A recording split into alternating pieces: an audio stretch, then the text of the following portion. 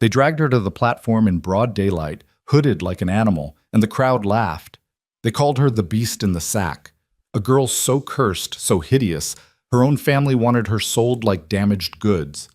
But when a giant cowboy rode into Dry Creek that morning, he saw something no one else did.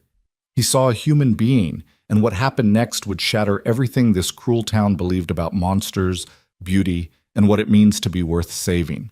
Stay with me until the end of this story, and comment below what city you're watching from. I want to see how far Mira's journey travels across this world. The sun hammered down on Dry Creek's market square like God himself had forgotten mercy existed. Dust devils spun between the wooden stalls where farmers hawked bruised apples and wilted greens, where the butcher's block ran red with flies, where everything and everyone had a price if you knew how to bargain. It was the kind of town where desperation wore a smile and cruelty dressed up as entertainment, where decent folk learned to look away because looking away was easier than caring. But today, the crowd wasn't looking away. Today, they'd gathered thick as locusts around the auction platform at the square's east end, jostling for position, pointing and laughing like they'd stumbled onto the finest show this side of the Mississippi. On that platform, shackled at the wrists and ankles, stood a figure wrapped head to toe in stained burlap. The sack hung loose around a small frame, cinched at the neck with coarse rope that had rubbed the material raw. Through two crude eye holes cut into the fabric, nothing showed but shadow. The figure didn't move, didn't speak, just stood there beneath the merciless sun while the crowd worked itself into a frenzy. "Step right up," bellowed Marcus Thorne, a weasel of a man with slicked back hair and a smile that never reached his eyes. He wore a threadbare suit that might have been fine 20 years ago, and he wielded a walking cane like a showman's prop, rapping it against the platform boards for emphasis. "Come see the marvel, the mystery, the monster we've kept hidden all these years." A woman in a faded calico dress clutched her husband's arm, giggling nervously. "Is it real? Is there really something under there?" "Oh, it's real, ma'am." Marcus swept his cane toward the hooded figure. "Real as the devil's own handiwork, my own flesh and blood, though it shames me to say it. But a man's got limits, don't he? A man can only bear so much ugliness under his own roof before it starts to poison everything decent." The crowd murmured its agreement. Behind Marcus stood his wife, Margaret Thorne, a hard-faced woman with lips pressed so thin they'd nearly disappeared. She held a handkerchief to her nose as though the hooded figure emitted some foul stench, though anyone with eyes could see the only thing rotting in Dry Creek that day was human decency. "We've fed it, clothed it, kept it out of Christian sight for 16 long years," Margaret added, her voice sharp as a whip crack. "Locked it away where it couldn't frighten the God-fearing. But charity has its limits. Every family's got a burden, but ours has been a curse since the day she caught herself. It crawled out of the flames." "Flames?" someone called out. "What happened?" Marcus leaned on his cane, warming to his tale. "House fire, back when the creature was 5 years old. Started in the kitchen where it was playing with matches. Foolish child. Killed its grandmother, scarred itself beyond recognition. We pulled it from the burning boards, saved its miserable life, and this," he gestured with disgust, "is what survived. A face that'd make a grown man weep. Features that ain't quite human anymore." The hooded figure's shoulders drew inward, shrinking against the words like blows. "So we done what any decent family would do," Marcus continued. "We kept it hidden, kept it fed. But 16 years of that charity has bled us dry, and we got other children to think about. Normal children who deserve a future not shadowed by this beast," Margaret finished coldly. "That's what the hands call it. The beast in the sack." The crowd pressed closer, morbid fascination glittering in their eyes. A boy no older than 12 picked up a clod of dirt and hurled it at the platform. It struck the hooded figure's shoulder, and the crowd erupted in laughter. Now," Marcus chided with mock severity, though his eyes gleamed with approval. "Let's keep this civilized. We're here to find this creature a new home, a fresh start. Surely there's someone charitable enough to take it off our hands, someone with a strong stomach and a stronger fence?" "How much you askin'?" called a rancher in a dust-covered hat. "We ain't greedy," Marcus replied. $20, and it's yours. Take it home, put it to work. It can cook, clean, mend, does all right with its hands. Just keep it covered. Keep it out of sight of decent folk. and you'll have yourself a tireless servant." "I wouldn't pay 20 cents, someone shouted. "Not for something you gotta keep bagged like spoiled meat." The laughter that followed was ugly, sharp-edged. The hooded figure's breathing came faster now, visible in the rapid rise and fall of the burlap sack. Thin fingers, visible beneath the wrist shackles, trembled. An older woman with a kind face started to step forward, her hand reaching for her husband's sleeve. "Samuel, maybe we could—" "Don't!" He cut her off, firm but not unkind. "Don't get involved in thorn business. Nothing good comes of it." She hesitated, then retreated into the crowd, and the hooded figure seemed to shrink even smaller. $10, Marcus called out, desperation creeping into his voice now. "Surely someone's got $10 for a working servant?" "5, came a gravelly voice from the back. "And only 'cause I need help with the hogs. Figure something that ugly won't spook 'em none." The crowd roared with laughter. Marcus was about to respond when the atmosphere shifted. A change as sudden as a summer storm rolling over the plains. The laughter died mid-breath. Heads turned. The crowd parted like the Red Sea before Moses, though nobody seemed quite sure why they were moving, only that something in their bones told them to make way. Through the gap rode a man on a horse so black it seemed to swallow sunlight. But it wasn't the horse that made the crowd step back. It was the rider. Colt Maddox stood 6 feet 6 inches in his boots, built like a mountain had decided to walk upright and wear a duster coat. His shoulders were broad enough to carry timber, his hands large enough to palm a man's skull like a melon. Beneath a wide-brimmed hat, his face was all hard angles and weathered planes, sun-carved features that spoke of long years under open sky, of dust storms weathered and harsh truths learned. But his eyes were what stopped people mid-breath. Gray as a winter dawn, they held a stillness that predators recognized in each other. Not cruel, not mean, just absolutely certain of what they were capable of and completely unimpressed by lesser men's noise. He dismounted in one fluid motion despite his size, boots hitting the packed earth with the finality of a judge's gavel. He didn't hurry, didn't speak, just walked toward the platform with the inevitability of sunrise, the crowd scrambling out of his path.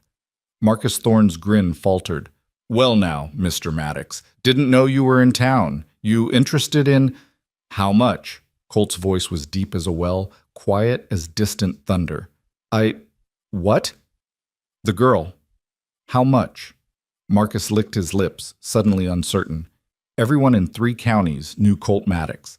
Knew he ran a ranch north of town with his 3 children after his wife passed. Knew he kept to himself, paid his bills, and didn't tolerate fools. Also knew that the last man who'd tried to cheat him in a cattle deal had ended up with his arm in a sling and his pride in splinters. $20, Marcus said, trying to sound confident. "Like I said, she's a hard worker, just needs a firm—" "She!" Colt's gaze fixed on Marcus like a rifle sight. "Thought you called it a beast." Margaret stepped forward, her handkerchief clutched tight. "Now see here, Mr. Maddox, this don't concern—" Colt's eyes shifted to her, and whatever she saw there made her step back so fast she nearly tripped on her skirts. 20, Marcus repeated, recovering his bluster. "And the chains come with her, seeing as she's prone to wandering if you don't—" Colt reached into his coat and produced a small leather pouch. He counted out bills, not 20, but 25, and set them on the platform edge with the care of a man handling dynamite. "Open the lock," he said. "Now hold on," Marcus began. "There's paperwork to—" Colt reached out, almost casually, and wrapped one massive hand around Marcus's walking cane. For a heartbeat, nothing happened. Then he twisted, just once, and the cane snapped like kindling. The crack echoed across the suddenly silent square. "Open." "The lock." Marcus scrambled for the key with shaking hands, nearly dropping it twice before he managed to fit it into the shackles. The chains fell away with a clatter that sounded too loud in the stillness. The hooded figure swayed, free limbs uncertain, then started to crumple. Colt caught her before she hit the boards. One arm swept beneath her knees, the other behind her shoulders, and he lifted her as easily as a man might lift a child. She weighed almost nothing, all bones and fear and starvation beneath that burlap shroud. "Now wait just a minute," Margaret shrilled. "You can't just— She's ours until—" "She's no one's," Colt said, and there was something in his voice that made it fact rather than opinion. "You sold her. Transaction's complete." He turned, The girl cradled against his chest and began walking back toward his horse. The crowd remained frozen, unsure whether to be terrified or enthralled. Behind him, Marcus found his voice. "You'll regret it," he called out, trying to save face. "You'll see what we had to live with. That face will haunt your nightmares. Your children will have terrors. You'll be begging us to take it back within a week." Colt didn't turn around, didn't pause, but his voice carried clear across the square. "I've seen nightmares. They don't usually come chained on auction blocks." He reached his horse, adjusted his grip on the girl, and somehow mounted with her still in his arms, a feat of horsemanship and strength that left the crowd murmuring. Once settled in the saddle, he positioned her carefully in front of him, one arm locked secure around her waist. "Easy now," he murmured, though whether to the girl or the horse wasn't clear. "We're going home." The black horse wheeled and started forward at a steady walk. As they passed through the crowd, a few people stepped forward as if to speak, questions forming on their lips, protests or warnings or simple curiosity. But something in Colt's bearing made the words die unspoken. The hooded girl remained utterly still in his arms, her covered head bowed, her whole body rigid as stone. But as they cleared the edge of the market square and turned onto the north road, something changed. A small sound emerged from beneath the burlap.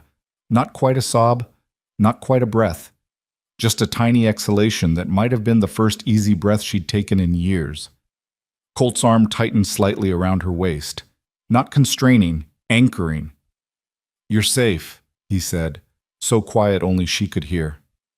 "I promise you that." The girl didn't respond. Couldn't respond, maybe. But her rigid posture eased by the smallest degree, her weight settling back against his chest as the town of Dry Creek disappeared behind them in a cloud of dust and broken expectations. The ride north took the better part of 2 hours. Colt kept the horse to a steady pace, fast enough to put distance between them and town, slow enough that the girl wouldn't be jostled. She remained silent the entire journey, occasionally shaking with what might have been sobs or shock, her fingers clutching the burlap around her throat like it was armor rather than prison.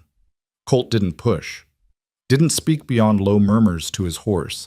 He'd learned long ago that some silences were sacred, that sometimes the kindest thing you could do was simply be present without demanding anything in return. The land changed as they traveled. The scrubby plains around Dry Creek gave way to rolling hills studded with cottonwoods, then to grassland dotted with cattle. In the distance, the Bitterroot Mountains rose like sleeping giants, their peaks still crowned with last winter's snow despite the summer heat. Finally, they crested a hill and Colt's ranch spread out below, a sturdy 2-story house built from dark timber, a barn that could shelter 50 head, corrals, and outbuildings arranged with the precision of a man who valued order. Smoke curled from the chimney, and 3 small figures burst from the front door at the sound of approaching hoofbeats. "Pa!" The oldest, a girl of 12 with her father's gray eyes and her late mother's dark hair in braids, stopped short at the sight of the hooded figure. Behind her, twin boys of 9 skidded to a halt, nearly colliding with their sister. "Emma," Colt said as he dismounted, carefully keeping the girl steady. "Sam, Ben, I need you to go inside and set an extra place at the table." Emma's eyes widened. "Pa, who's—" "Do what I ask, sweetheart. We'll talk inside." The children hesitated only a moment before obeying, their curious glances backward as they hurried toward the house. Colt turned his attention to the girl in his arms, who had gone rigid again at the sight of the children. "I'm going to set you down now," he said gently, "but I won't let you fall, all right?" No response. But when he slowly lowered her feet to the ground, she managed to stand, though her legs trembled like a newborn colt's. "Can you walk?" he asked. A tiny nod, barely visible. "Then come on, let's get you inside, get you fed and settled." He started toward the house, moving slow enough that she could follow. She did, shuffle-stepping like the chains were still on her ankles, her covered head swiveling between the house and the barn and the wide-open spaces around them. Looking for the cage, probably. Looking for the locked room she'd been promised. The front door stood open. Inside, the house smelled of wood smoke and fresh bread and something savory bubbling on the stove. It was a working home, lived in but clean, boots lined up by the door, coats on hooks, a rag rug worn soft in front of the fireplace. Emma stood by the kitchen table, which she'd hastily set with a 4th plate. while the twins hovered near the stairs, eyes huge with curiosity. Colt removed his hat and hung it by the door. The girl remained frozen just inside the threshold, as if crossing further into the house required permission she was certain would be denied. "Emma," Colt said, "this is our guest. She'll be staying with us." "What's her name?" Emma asked, trying to peer under the hood. "I don't know yet," Colt admitted. He crouched down slightly, bringing himself closer to the hooded girl's level.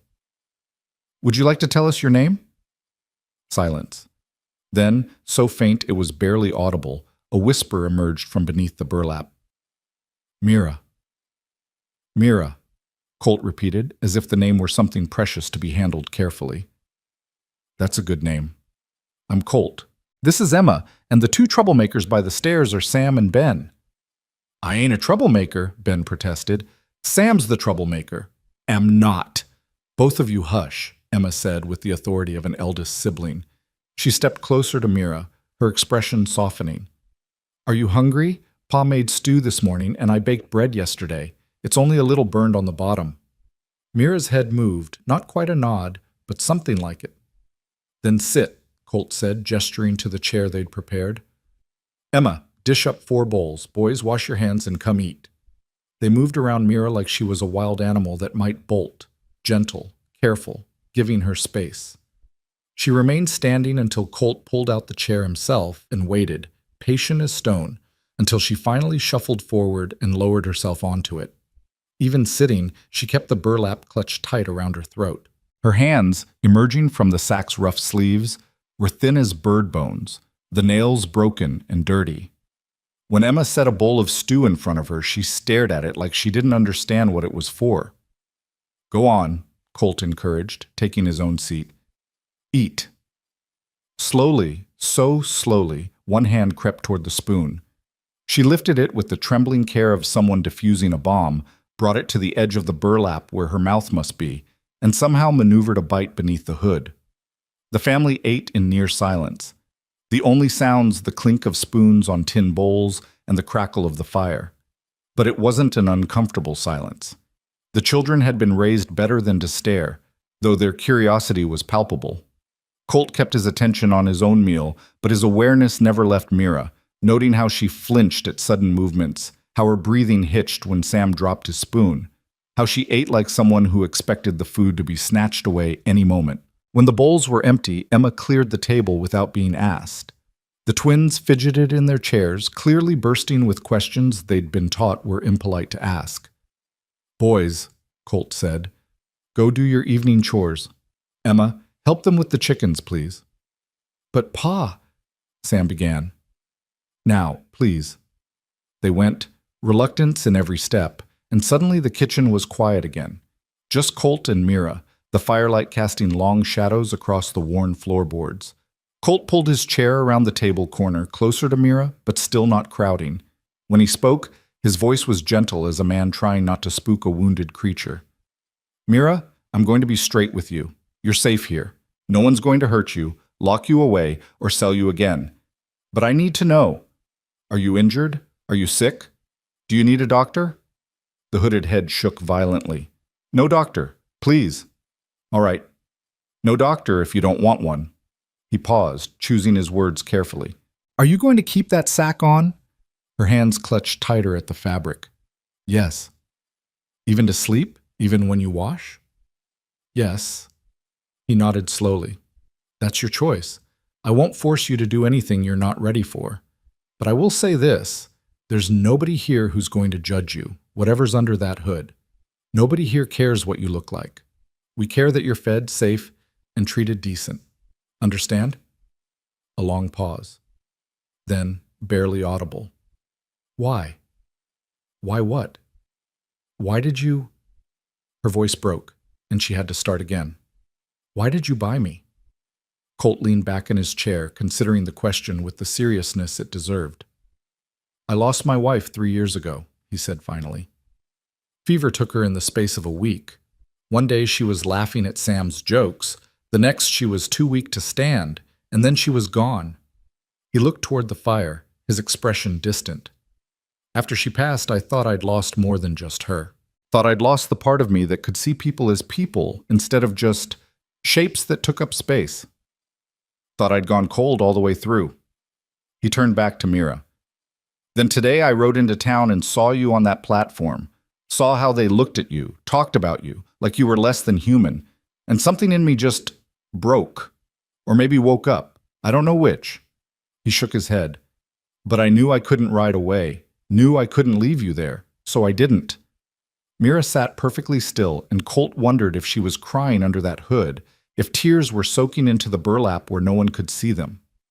You don't owe me anything for it, he continued. You don't have to work yourself to death or be grateful every minute. You're a guest here, not a servant. When you're ready, if you're ever ready, you can leave. I'll give you money, a horse, whatever you need. But until then, you've got a roof over your head and a place at this table. That's the deal. For a long moment, Mira didn't respond. Then, in a voice so small it was almost lost beneath the crackle of the fire, she whispered, "No one's ever called me a guest before." Then, it's about time someone did. Outside, the sun was setting, painting the sky in shades of copper and gold. Through the window, Colt could see his children finishing their chores, Emma herding the twins toward the barn.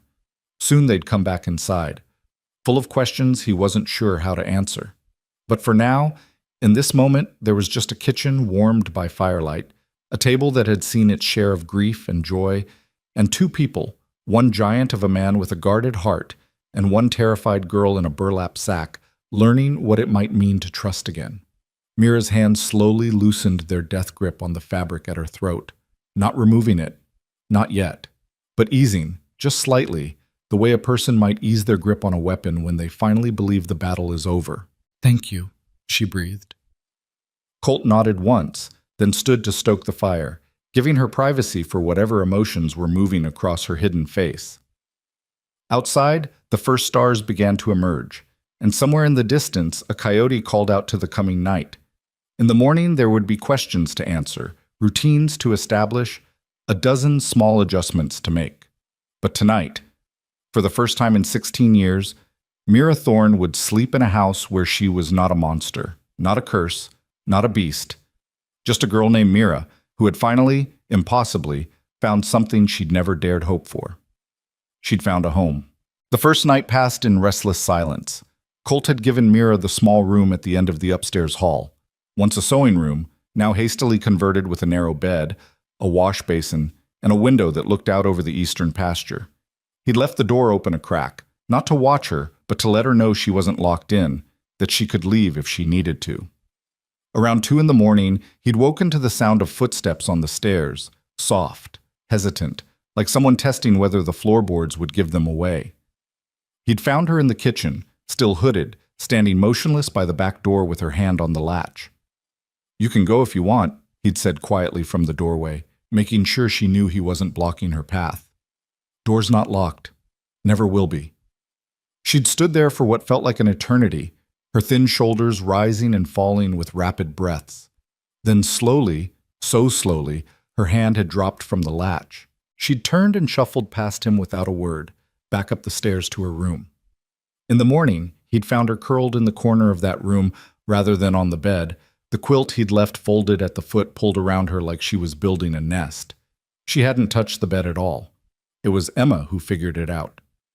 "She's not used to soft things," his daughter had whispered over breakfast that second morning, while Mira sat silent at the table, her hooded head bowed over a plate of eggs she was eating one tiny bite at a time. "Probably thinks she doesn't deserve it." Colt had looked at his 12-year-old daughter with a mixture of pride and heartbreak. Too young to carry that kind of understanding, but there it was anyway. The days that followed fell into an uneasy rhythm. Mira remained in her hood and sack, never removing them even for a moment. She ate when food was put in front of her, but never asked for anything. She stayed in corners and against walls, always positioning herself where she could see all the exits. At night they'd hear her pacing, soft footfalls overhead like a ghost learning to haunt in reverse. The children, to their credit, adapted with the easy resilience of youth. After the initial shock wore off, they simply accepted that the hooded girl was part of their household now, as natural as the chickens in the yard or the cattle on the hills. It was the twins who started it, though Colt never did figure out which one had the idea first. 5 days after Mira's arrival, Sam approached her as she sat in her usual corner of the living room, watching the family go about their evening. He held out a piece of paper and a stub of charcoal. "Can you draw?" he asked. The hooded head tilted, uncertain. I don't know." "Everyone can draw something," Ben chimed in, appearing at his brother's elbow. "Even if it's just stick people. Look."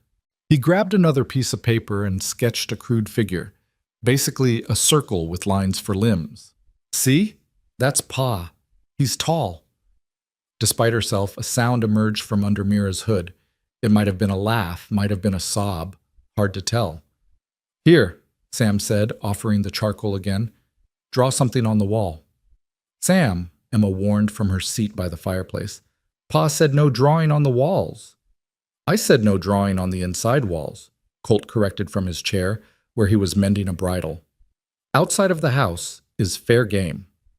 The twins exchanged gleeful looks and immediately bolted for the front door. Mira remained frozen for a moment, then slowly rose and followed, drawn by curiosity, or maybe just the novelty of being included in something. Outside, the evening air was cooling, the sun beginning its descent toward the mountains. The boys were already at work on the side of the house, their charcoal stubs scratching against the weathered wood. "Look," Ben said, stepping back to reveal his masterpiece, a lopsided horse that looked more like a dog with a very long neck. "That's Thunder." Thunder being Colt's black stallion, who would probably be offended if he knew. Sam had drawn what appeared to be a chicken, though it could have been a tumbleweed with legs. "And that's General Cluckerson," he announced proudly. Mira stood a few feet away, the charcoal clutched in her thin fingers. She stared at the blank expanse of wood like it was a test she was destined to fail.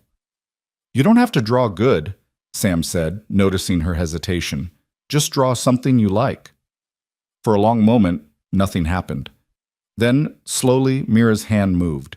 The charcoal touched wood, and a line appeared. Then another. Her movements were hesitant at first, then grew more confident as the image took shape. When she stepped back, all three children went quiet. On the wall was a bird in flight. Not perfect by any means, the proportions a bit off, the wings uneven, but there was something about it that caught in the throat. The way the wings were spread wide, the way the head was tilted upward, the way every line seemed to strain toward the sky. It wasn't just a bird. It was the idea of freedom drawn by someone who'd never known it. "That's real pretty," Emma said softly, having wandered out to see what the commotion was about.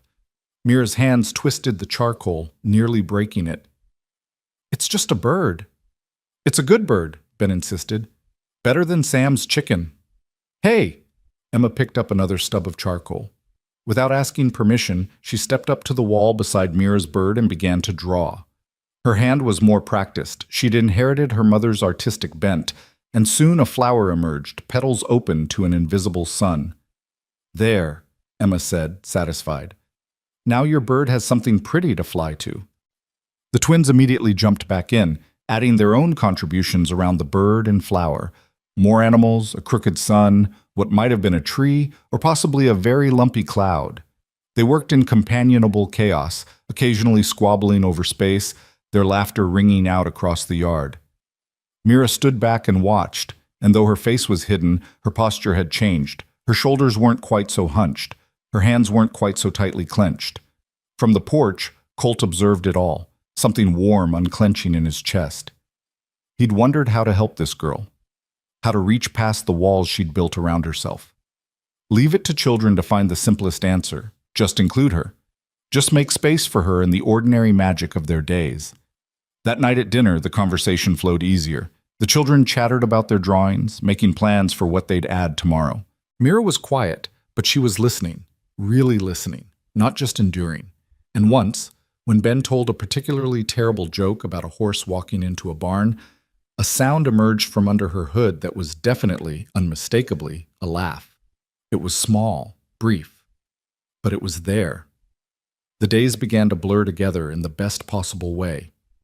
Mira still wore her hood and sack, still slept in the corner of her room, still moved through the house like a shadow. But the shadow grew slowly more solid, more present. She began to anticipate mealtimes, coming to the table without being called. She started washing her own dishes, then everyone's, her thin hands efficient in the soapy water. One morning, about 2 weeks after her arrival, Colt came downstairs to find bread rising on the counter. 4 perfect loaves, the dough punched down and shaped with practiced skill. "Did you make these?" he asked Mira, who was huddled in her corner, watching the sunrise through the kitchen window. A nod. "When?" "Before dawn. I couldn't sleep. I hope that's all right. I found the flour and yeast, and I thought maybe I could—" Her voice rose with panic. "I'm sorry, I shouldn't have used your—" "Mira." His voice was gentle but firm. "It's fine. Better than fine. This is your home, too. You don't need permission to use the kitchen." She went very still. "Home?" "Yes. But you're just a person who lives here, same as Emma, same as the boys, same as me. That makes this your home." He could hear her breathing quicken beneath the hood, the sound of someone trying not to cry. Before she could retreat further into herself, Emma came bounding down the stairs, still in her nightgown, her dark hair a wild tangle. "Is that bread I smell?" She made a beeline for the counter. "Oh, Mira, it looks perfect. Can you teach me? Mine always comes out flat as a board." Yes, I could teach you." "Really?" Emma's face lit up. "When?" "Whenever you like." And just like that, Mira had a purpose. Something to offer that wasn't born of obligation or fear, but simple sharing of knowledge. Emma pulled up a chair, and soon they were bent over the rising loaves together, Mira's voice soft but steady as she explained the feel of properly kneaded dough, the way yeast needed warmth but not too much heat, the patience required to let things rise in their own time. Colt left them to it and headed out to start the day's work, but the image stayed with him, 2 heads bent together over something ordinary and miraculous, the hooded girl and his daughter building a bridge between them, 1 loaf at a time. The wall drawings multiplied. What started as a small section of doodles soon covered 20 feet of the house's western side. The children drew every evening now, and slowly, tentatively, Mira joined them. Her birds became more confident, joined by flowers, trees, a creek that seemed to flow across the weathered boards. She never drew people, Colt noticed. Only nature, only things that couldn't hurt or judge. One evening, about 3 weeks in, Sam screwed up his courage and asked the question they'd all been wondering. "Mira, why do you wear the sack?" Emma gasped. "Sam, that's rude." "I'm not being mean," Sam protested. "I'm just asking. You're allowed to ask questions." Mira had gone rigid, her charcoal frozen mid-stroke. Colt was about to intervene when she spoke, her voice barely audible. "Because I'm ugly." "Says who?" Ben demanded. "Everyone. My parents, the people in town, everyone who's ever seen me." "Well, we haven't seen you," Sam pointed out with the impeccable logic of a 9-year-old. "So we don't know if you're ugly or not." "I am. Trust me." "Can't trust something I haven't seen with my own eyes," Ben insisted. "Pa says a man, or a kid, should always verify facts before accepting them as truth." Mira made a sound that might have been a laugh or a sob. "You don't want to see—" "Maybe we don't care," Emma said quietly. She set down her charcoal and turned to face Mira directly. "Maybe what you look like doesn't matter to us. Did you think of that? It always matters. It doesn't to us." Mira shook her head, a violent, jerky motion. "You say that now, but if you saw—" Her voice cracked. "You'd look at me different. Everyone does. They see this—" She touched the burlap covering her face. "And they see a monster." Colt stepped forward then, his shadow falling across the drawings on the wall. "Mira, look at me."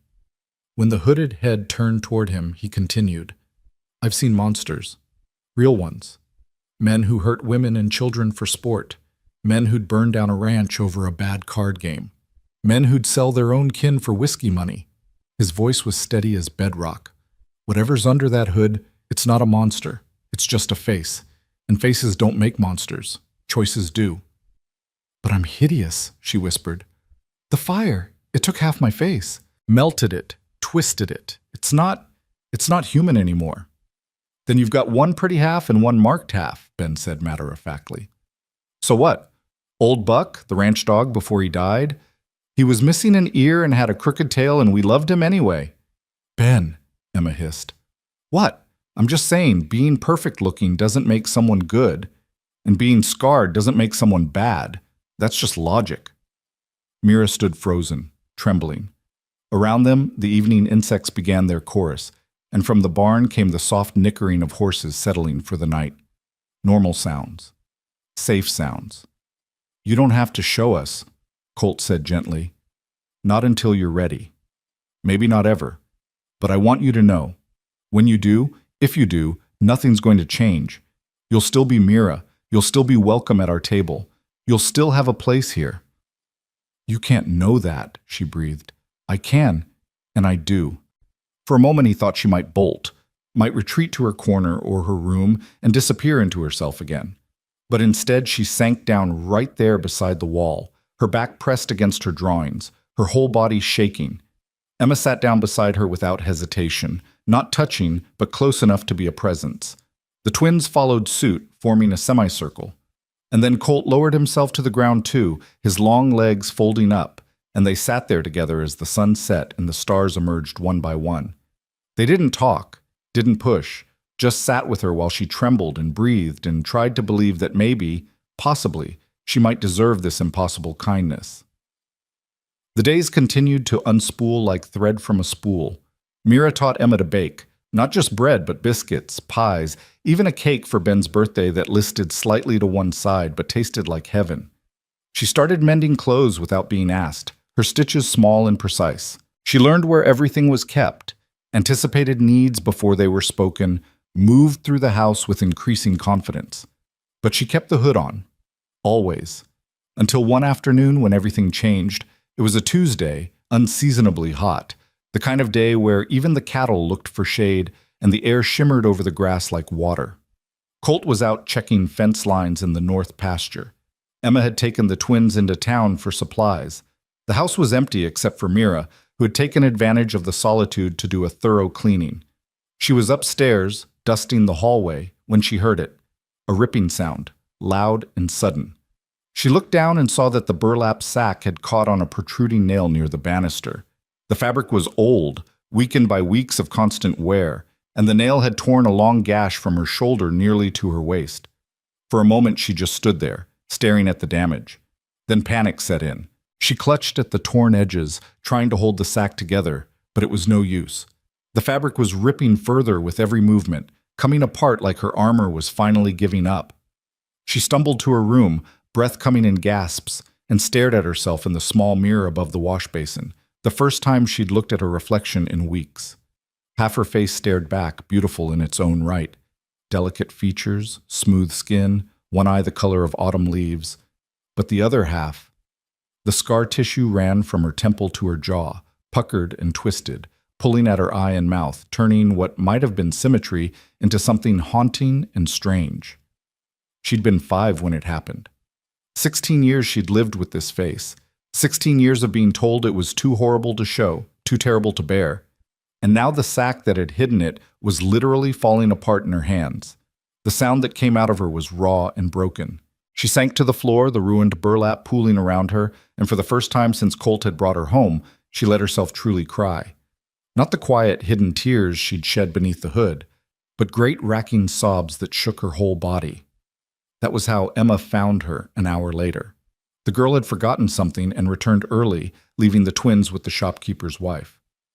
She'd come upstairs to fetch it and heard the crying, soft now, exhausted, but unmistakable.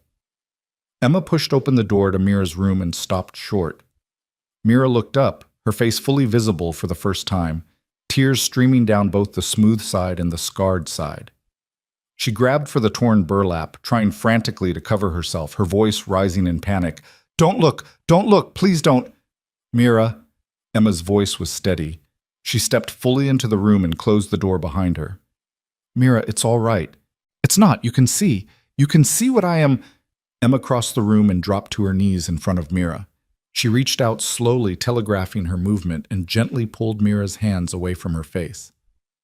I can see you, Emma said quietly. And you're beautiful. I'm not. I'm hideous. Everyone says. Everyone's a liar. Emma's voice was fierce now, her gray eyes, her father's eyes, blazing with conviction. You're beautiful, Mira. Different, yes. Marked, yes, but beautiful. And anyone who can't see that is blind and stupid and not worth your tears. Mira stared at her, shock temporarily overriding panic. You mean that? I don't lie. Emma reached up and touched Mira's scarred cheek with infinite gentleness. This doesn't make you a monster. It makes you someone who survived. That's not the same thing at all. The tears came again, but different this time. Softer. The kind that wash clean rather than drown. Emma pulled Mira into a hug, and Mira collapsed into it, her bare face pressed against Emma's shoulder, sobbing out 16 years of shame and fear and loneliness. They stayed like that until the tears ran dry and Mira's breathing evened out. Finally, Emma pulled back and surveyed the ruined burlap. Well, she said practically, we can't put that back together, and it's too hot for another sack anyway. How about we find you a real dress? Mira's hand flew instinctively to her face. But people will see. People here already know you, and they don't care about your face, trust me. Emma stood and offered her hand. Come on, Ma had some dresses I've been saving. One of them should fit you. Slowly, trembling, Mira took her hand and let herself be pulled to her feet.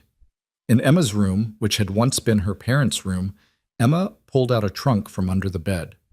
Inside were dresses carefully folded and preserved, smelling faintly of lavender. She selected one in soft blue cotton, simple but well made, with long sleeves and a high collar. Here, try this. Mira took the dress like it was made of spun glass. I can't. This was your mother's. And she'd want it worn by someone who needs it. She always said clothes were meant for living, not for storing away like museum pieces. Emma smiled. Besides, it'll fit you better than it fits me. Ma was slim like you. I take after Pa, built sturdy. Mira clutched the dress to her chest, overwhelmed. Emma tactfully turned her back, giving her privacy to change.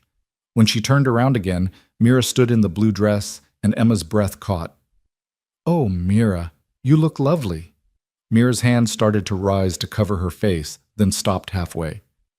Even with, especially with. Emma caught her hand and lowered it gently.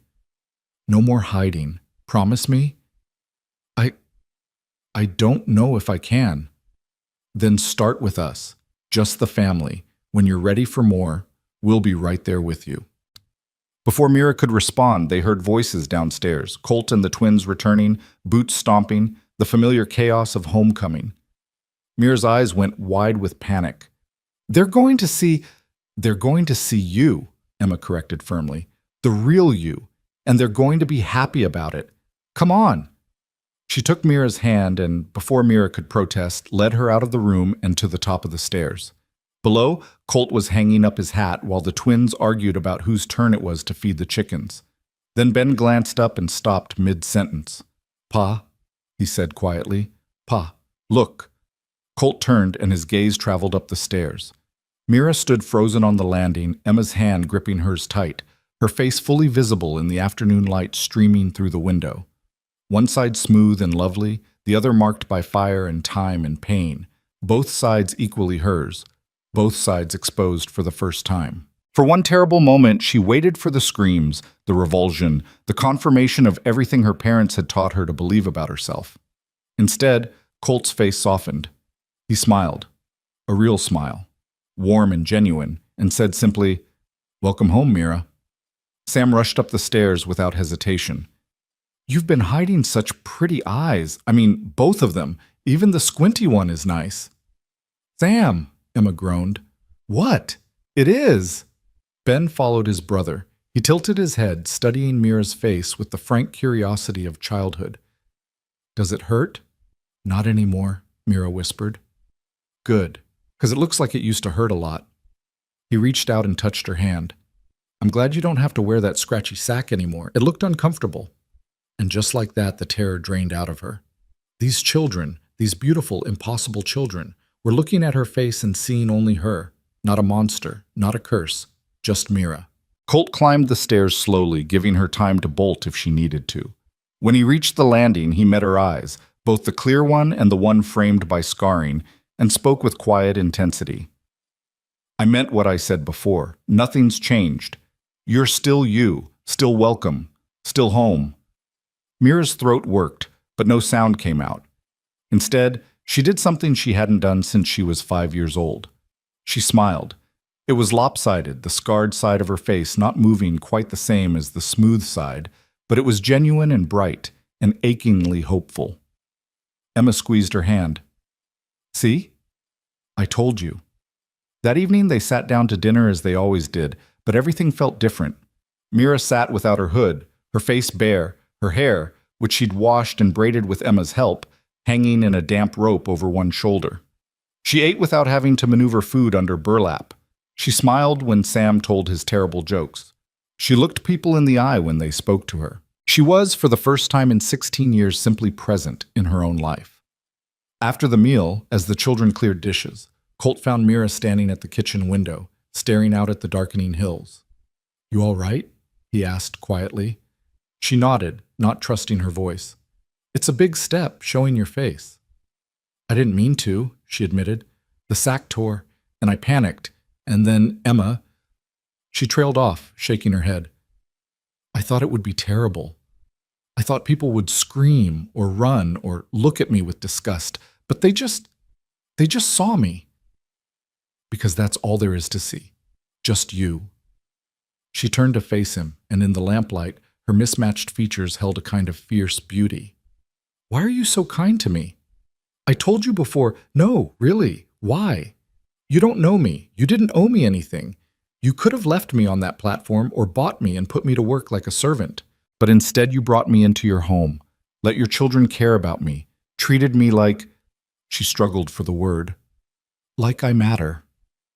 Colt was quiet for a long moment, choosing his words with care. "My wife, Sarah, she used to say that kindness isn't something you ration out to people who deserve it. It's something you give because without it, we're all just animals. She said every person you meet is fighting battles you can't see, carrying burdens you'll never understand, and the least we can do is not add to their load." He looked toward the living room where his children were now sprawling near the fireplace, Emma reading aloud while the twins pretended not to be interested but hung on every word. "After she died, I forgot that for a while. Got hard. Cold. Figured if I didn't care about anyone, couldn't hurt when I lost them." He turned back to Mira. "But then I saw you on that platform, and something Sarah used to say came back to me. The opposite of cruelty isn't kindness, it's seeing. And I saw you, Mira. Saw a human being treated worse than livestock. Couldn't unsee it, couldn't walk away from it." Mira's eyes were bright with tears. "I don't know how to... I've never had anyone."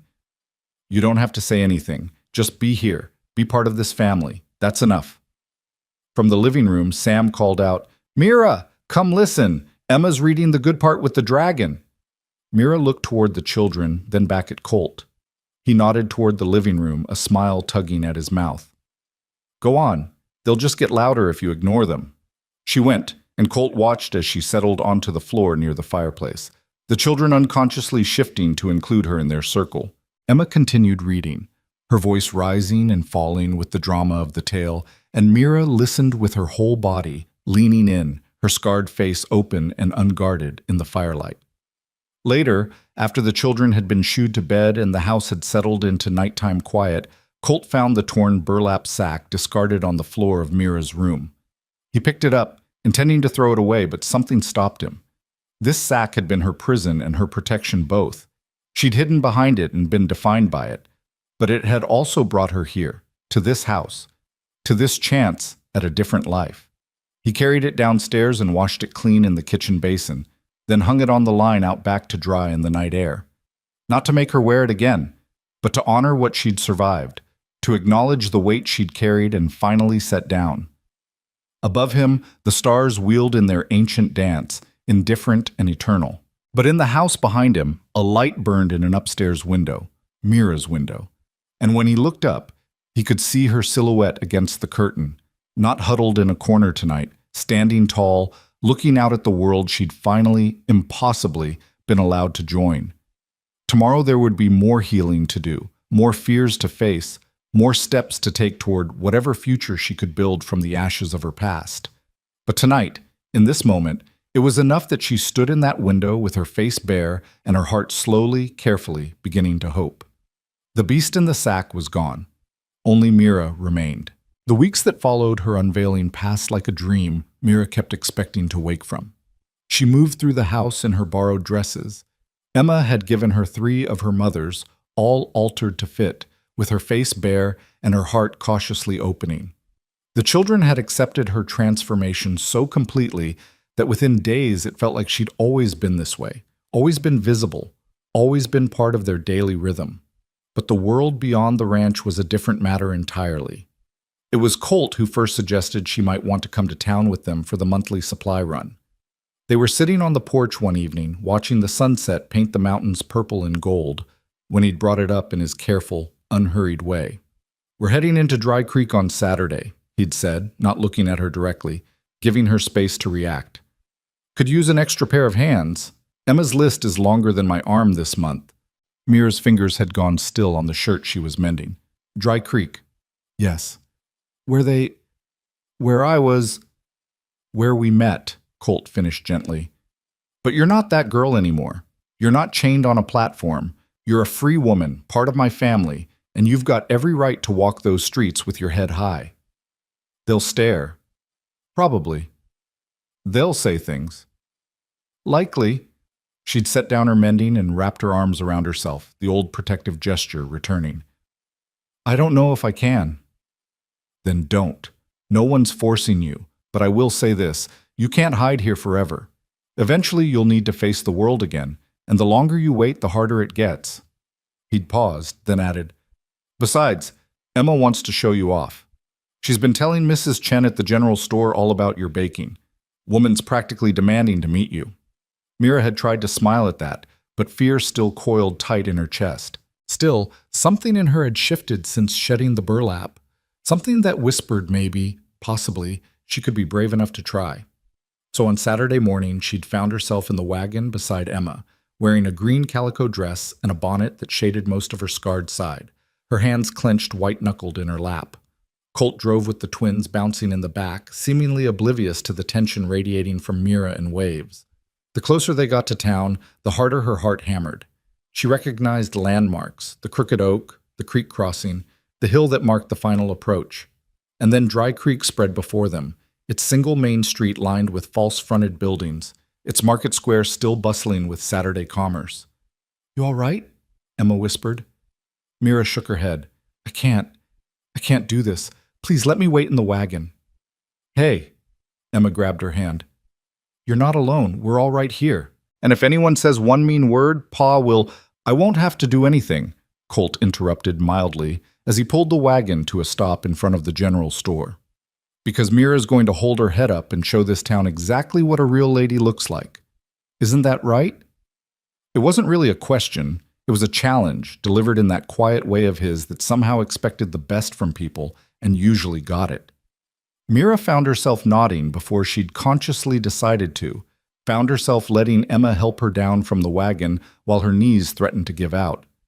The street was crowded, families doing their shopping, ranchers haggling over equipment, children darting between adults like minnows in a stream. And then someone noticed her. The recognition rippled outward like a stone dropped in still water. Conversation stuttered, heads turned. A woman gasped and clutched her husband's arm. Within seconds, it felt like every eye in Dry Creek was fixed on Mira's face. She wanted to run, wanted to disappear, wanted the burlap hood back despite everything, because at least then she'd been invisible, protected by anonymity, even if it was suffocating. But Emma's hand was firm in hers, and Colt's presence at her back was solid as stone, and somehow her feet kept moving toward the general store. "That's her," someone whispered, not quietly enough. "That's the Thorn girl. The beast. Lord have mercy, look at that face. Half pretty, half nightmare. Like something out of a storybook gone wrong." Each word was a needle, sharp and precise. Mira's breath came shallow and quick, her vision narrowing to the door ahead. Just the door. Just get to the door. Then a man stepped into their path. He was middle-aged, thick around the middle, with the red-veined nose of a heavy drinker. Mira recognized him. He'd been at the auction, had laughed the loudest when Marcus called her a beast. "Well, well," he drawled, his eyes traveling over her face with undisguised disgust. "Colt Maddox slumming it with freaks now? Thought you had more sense than to parade something like that around decent folk." Colt's hand landed on Mira's shoulder, steadying. When he spoke, his voice was conversational, almost pleasant. "Frank, I'm going to give you one chance to step aside and apologize to the lady." Frank sneered. "Lady? That thing ain't no lady. It's barely human. Should have left it on the auction block where it belonged. That's your opinion. Now move. Or what? You going to defend your monster's honor?" Frank laughed, looking around for support from the gathering crowd. "Everyone can see what she is. No amount of pretty dresses is going to change the fact that she's—" He didn't get to finish. Colt moved with startling speed for a man his size, his hand shooting out to grip Frank's collar and lift him nearly off his feet. The casual strength in the gesture was terrifying. "Her name," Colt said softly, "is Mira, and she's worth 10 of you on your best day. Now you're going to apologize, or you're going to find out exactly how little patience I have for men who insult women." Frank's face went purple, then pale. Around them the crowd had gone silent, watching with bated breath. Finally, Frank managed to choke out, "I apologize. To her, not to me." Frank's eyes slid to Mira, who stood frozen, trembling. "I apologize," he repeated, the words bitter as bile. Colt released him, and Frank stumbled back, nearly falling. He shot them all a venomous look before disappearing into the crowd, muttering under his breath. The onlookers began to disperse, the show over, but the stares remained. "Come on," Emma said gently, tugging Mira toward the store. Mrs. Chen's waiting. Inside the general store, the atmosphere was different. Mrs. Chen, a tiny woman with silver hair and sharp, kind eyes, came around the counter the moment they entered.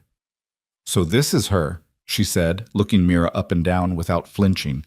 "Emma's told me all about you. Says you make bread that could make angels weep." Mira blinked, thrown by the matter-of-fact greeting. Yes, ma'am. I bake. I don't know about angels." "False modesty's a waste of time, girl. You either can bake or you can't." Mrs. Chen gestured to the shelves. "I've been thinking about adding fresh bread to my stock. Store-bought's fine, but folks around here would pay premium for something homemade. You interested in supplying me?" What?" "Supplying me. Bread, biscuits, pies, maybe. I'll pay fair, 70-30 split. You get the 70. Could be good income for you." Mira stared at her, unable to process what she was hearing. This woman was offering her work, real work, not charity, not pity, but actual business. "I don't have money for supplies," she managed finally. "I'll front the supplies, deduct from your first month's earnings. We'll call it an investment." Mrs. Chen's eyes were shrewd but not unkind. "That face of yours is unusual, I'll grant you, but unusual doesn't mean useless. Can you bake or not?" "Yes," Mira whispered. Then, stronger, "Yes, I can bake." "Then we've got a deal. Start next week. Emma can bring your first batch when they come for supplies." Mrs. Chen extended her hand, and after a moment's hesitation, Mira shook it. They completed their shopping in a daze. Emma chattered excitedly about the arrangement, already planning recipes and quantities. The twins ran wild through the aisles until Colt corralled them with a look. And Mira moved through it all like she was floating, unable to quite believe what had just happened. On the way out, they passed the auction platform.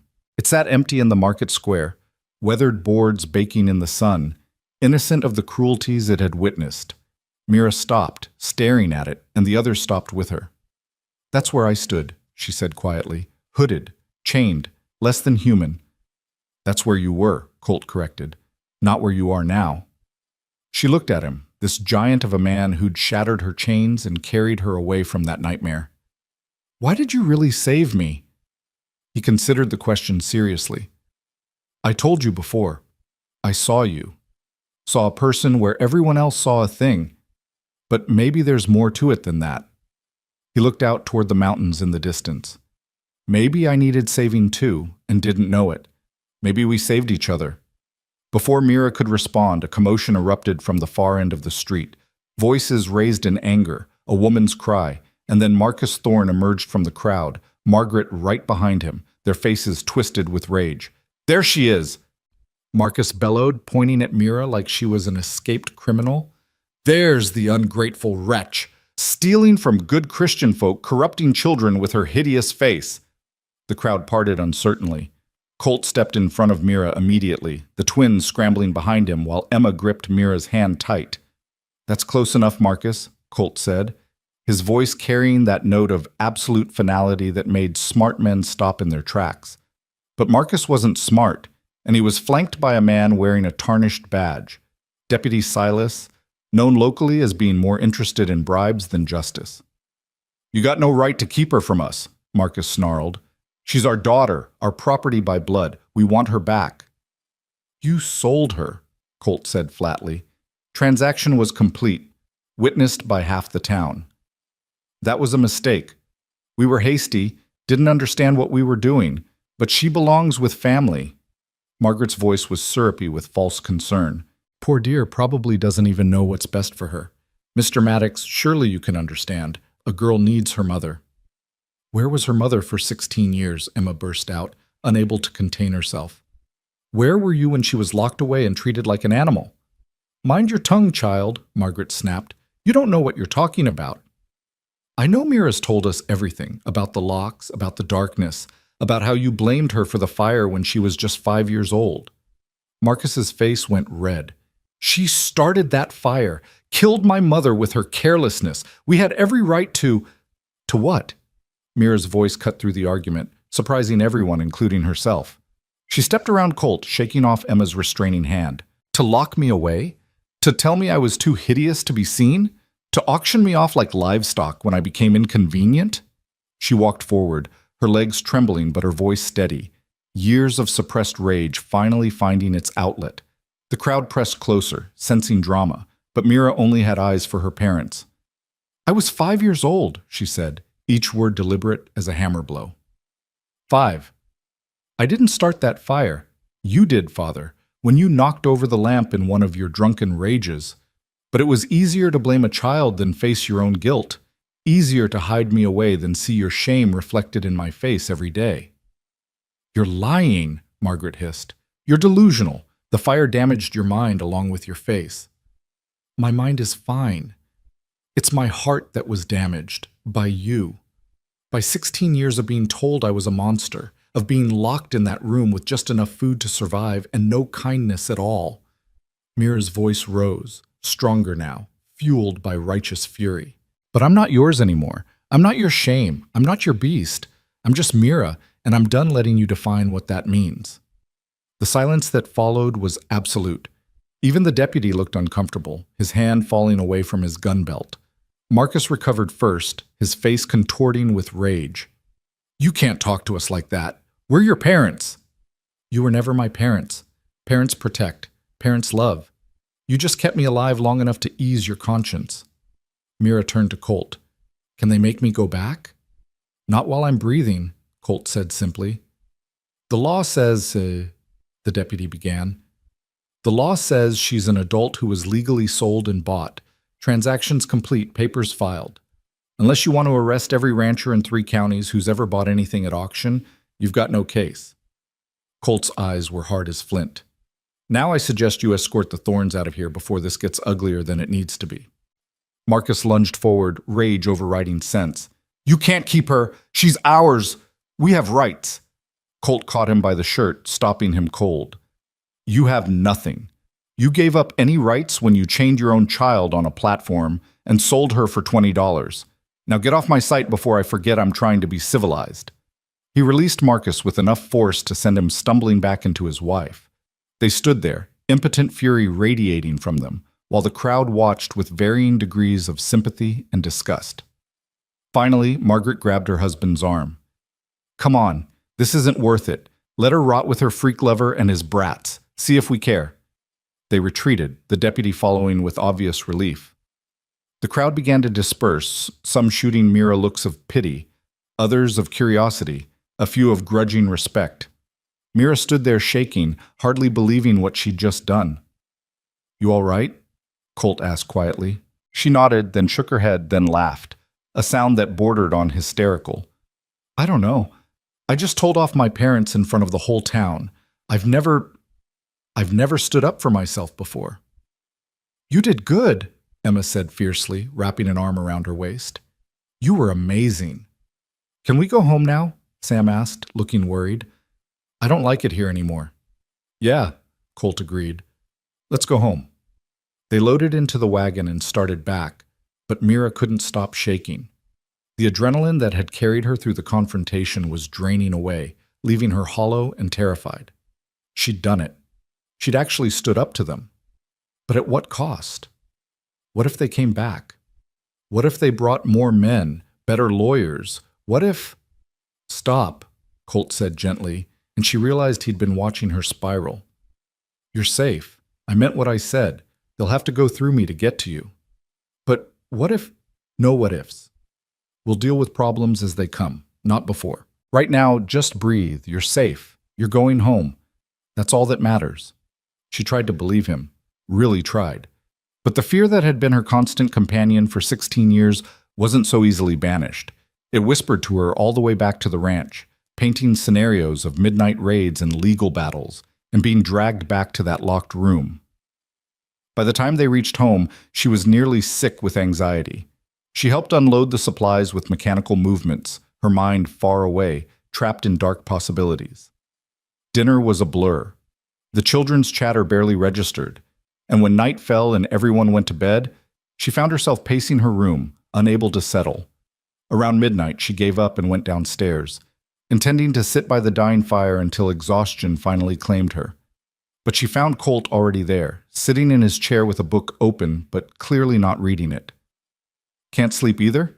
he asked when she appeared in the doorway. She shook her head and moved to the hearth, staring into the embers.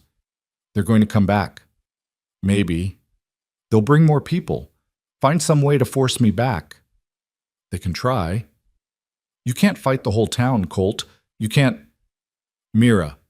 He set down his book and leaned forward, elbows on his knees. "Listen to me. I've been on this earth 43 years.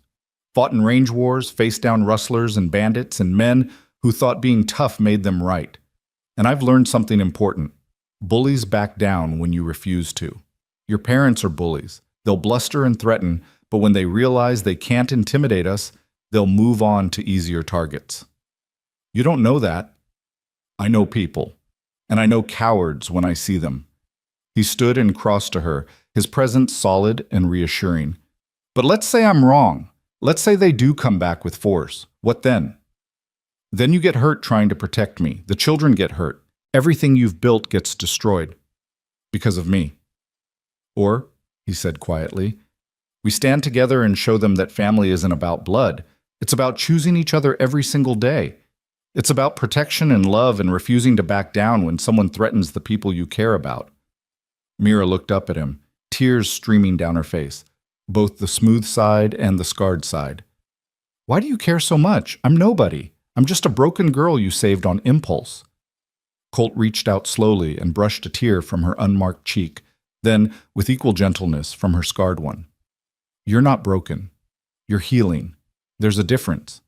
He paused, and something shifted in his expression. "And you're not nobody. Not to us. Not to me." The way he said it made her breath catch. There was something in his eyes, a tenderness she'd glimpsed before but never let herself acknowledge, because acknowledging it meant hoping for something she'd never dared to hope for.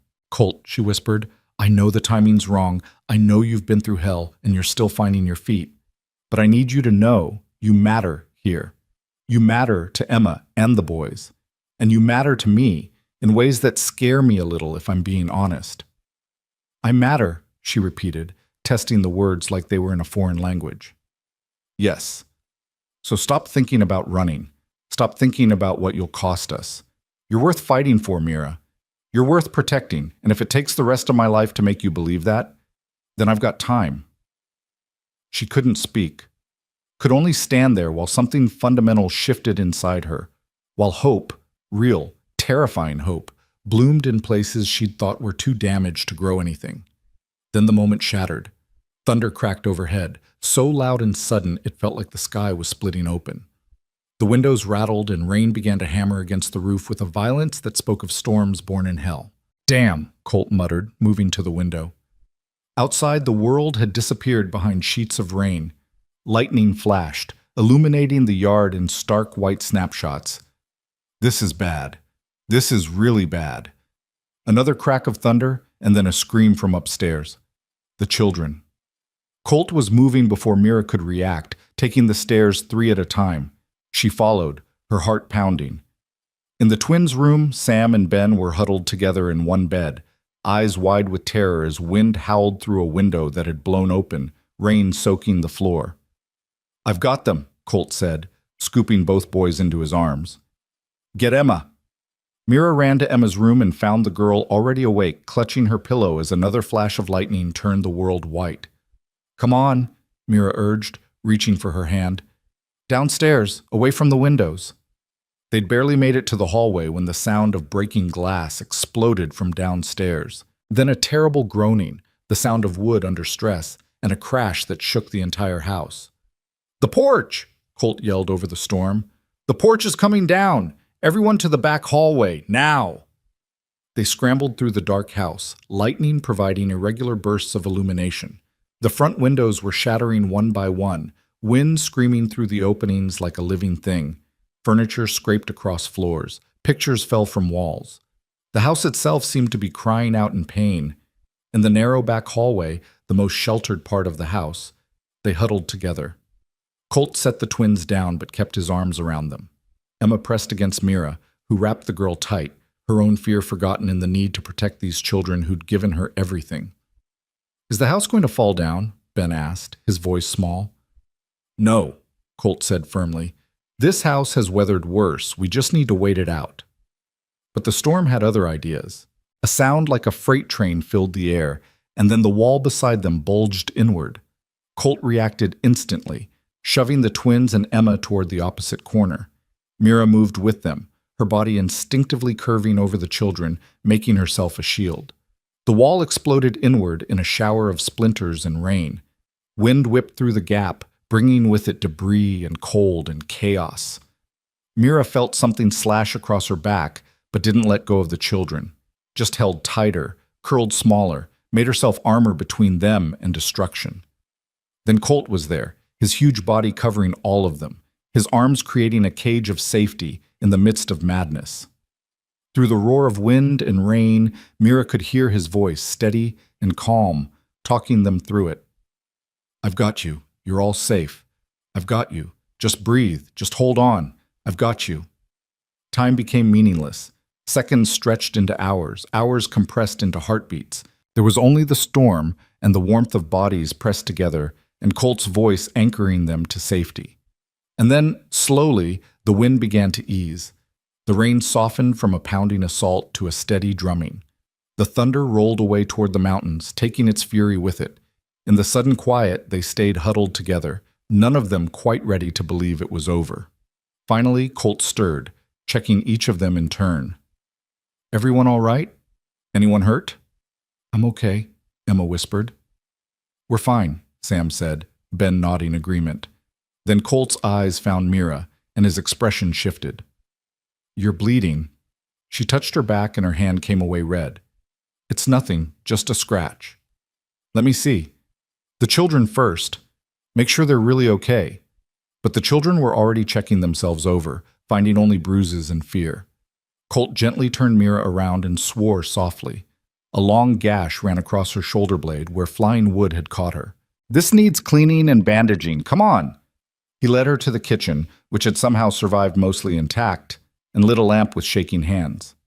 In the flickering light, the damage to her back looked worse. But he worked with steady efficiency, cleaning and binding the wound while she gritted her teeth against the pain. "You shielded them," he said quietly as he worked. "When the wall came down, you put yourself between the debris and my children." "Of course I did." "Not of course. Not everyone would have. Not everyone would risk themselves for kids that aren't theirs." Mira turned to look at him over her shoulder. "They are mine. Maybe not by blood, but they're mine. You all are." Something passed between them in that moment, an understanding deeper than words. Colt's hand stilled on her shoulder, and when he spoke, his voice was rough with emotion. I thought I'd lost you. When that wall came down, I thought... He couldn't finish. But you didn't. We're all safe, because you protected us. We protected each other. He tied off the bandage and helped her back into her dress. That's what family does. They found the children in the living room, huddled together under blankets. The front of the house was a disaster. Windows shattered, furniture overturned, half the porch torn away and scattered across the yard. But the back rooms were largely intact, and that was enough. They spent the rest of the night together, no one wanting to be alone. As dawn broke, gray and exhausted, they ventured outside to survey the damage. It was extensive but not catastrophic. The porch could be rebuilt. The windows could be replaced. The walls could be patched. They'd survived. Battered, shaken, but together and whole. Standing in the wreckage of his front yard, Colt felt Mira slip her hand into his. He looked down at her, this girl who'd been called a beast, who'd been sold like property, who'd just spent a night protecting his children with her own body, and something in him finally, completely, surrendered. Mira, he said softly, I think I need to tell you something. She looked up at him, her scarred face beautiful in the morning light, and waited. But before he could speak, the sound of approaching horses made them both turn. A group of riders was coming up the road, a dozen or more, and at their head rode Marcus and Margaret Thorne.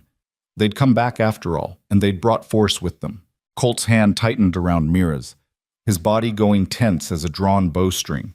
Behind them, the children emerged onto what remained of the porch, and Emma immediately herded the twins back inside despite their protests. The riders came to a halt at the edge of the yard, their horses stamping and snorting in the muddy aftermath of the storm.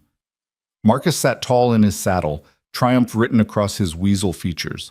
Margaret beside him wore that same cold smile Mira remembered from childhood, the smile that preceded locked doors and missed meals. But it was the man in the center who made Mira's blood run cold. Judge Whitmore, fat and prosperous in his fine coat, his jowls quivering as he surveyed the storm damage with barely concealed satisfaction. Behind them, rough-looking men sat astride their horses, hired muscle, with dead eyes and loose morals. Mr. Maddock, Judge Whitmore called out in his pompous courtroom voice, I'm afraid we have legal business to conduct. The Thornes have filed a petition for the return of their daughter, citing coercion and mental incompetence at the time of sale. That's horseshit, and you know it, Colt said flatly. The sale was legal and public. Half the town witnessed it. Nevertheless, questions have been raised about the girl's capacity to consent to her own sale. Furthermore, Mr. Thorne has produced evidence that you failed to register the proper ownership papers with the county clerk. The judge's smile was oily, which means, technically, the sale was never completed. Miss Thorne remains the legal property of her parents. I'm not property, Mira said, her voice shaking but audible. I'm a person. A person who is mentally deficient, according to medical testimony, Margaret called out. Damaged by the fire that scarred you, dear. You don't know what's best for yourself. You need your family. I have a family. Mira stepped forward despite Colt's restraining hand. And it's not you. Marcus's face darkened. You ungrateful little monster.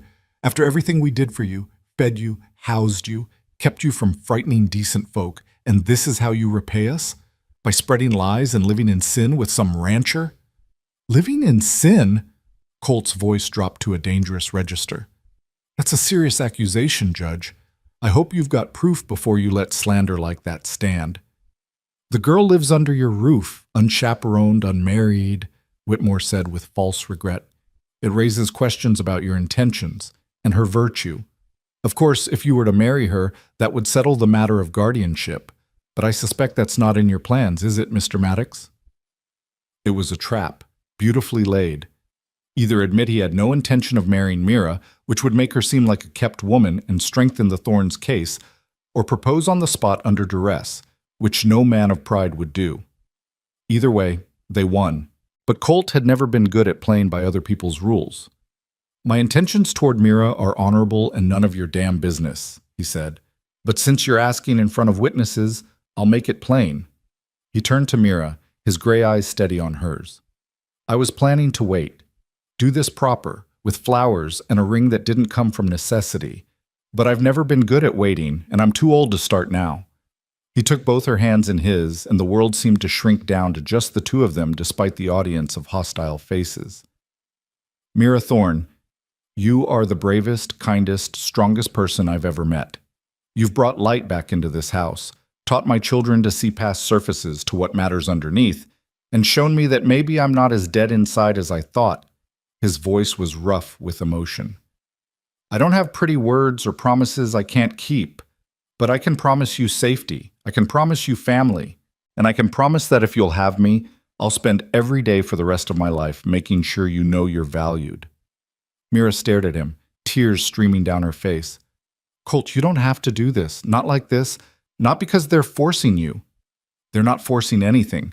I'm asking because I want to, because somewhere between that auction platform and last night when I thought I'd lost you, I fell in love with you, and I'm done pretending I haven't. The words hung in the storm-scrubbed air between them, impossible and perfect and terrifying. Mira's hands trembled in his, her scarred face vulnerable and open and so full of hope it hurt to look at. You love me? She whispered. I love you. Even though especially because you're you, every part of you, the scared parts and the brave parts, the scarred parts and the whole parts, all of it, all of you. Behind them, Emma had crept back onto the porch with the twins, drawn by the sound of their father's voice. She was crying openly, hands clasped under her chin like she was watching a miracle unfold.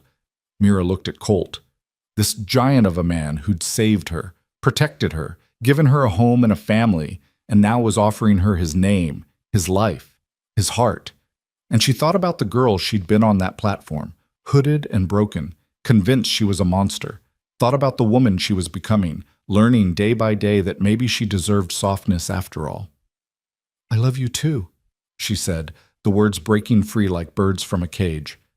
I think I have since the moment you lifted me off that platform. I just never believed I was allowed to. You're allowed. You're so damn allowed. He pulled her close, wrapping her in arms that felt like safety incarnate. So is that a yes? She laughed through her tears. Yes. Yes, it's a yes. He kissed her then, gentle and reverent, like she was something precious that might break. And around them, the world exploded into motion. Emma and the twins erupted in cheers, jumping and hollering with unrestrained joy. The hired men shifted uncomfortably in their saddles, looking like they'd rather be anywhere else. And Marcus Thorne's face went purple with rage. This doesn't change anything, he roared. That engagement isn't legal. There's no license, no waiting period, no...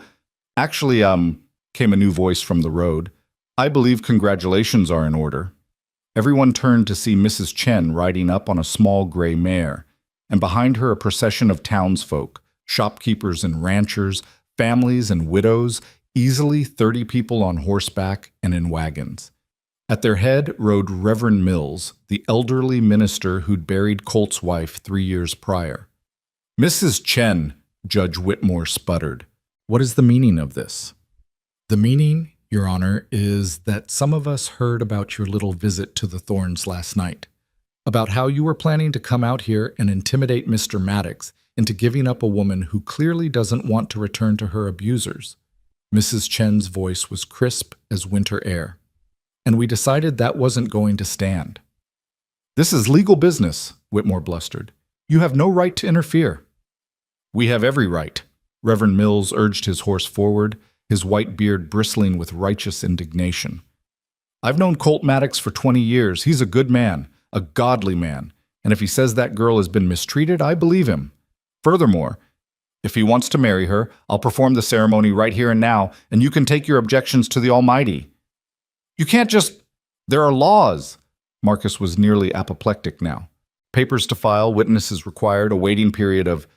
No waiting period required in cases of emergency, Mrs. Chen interrupted.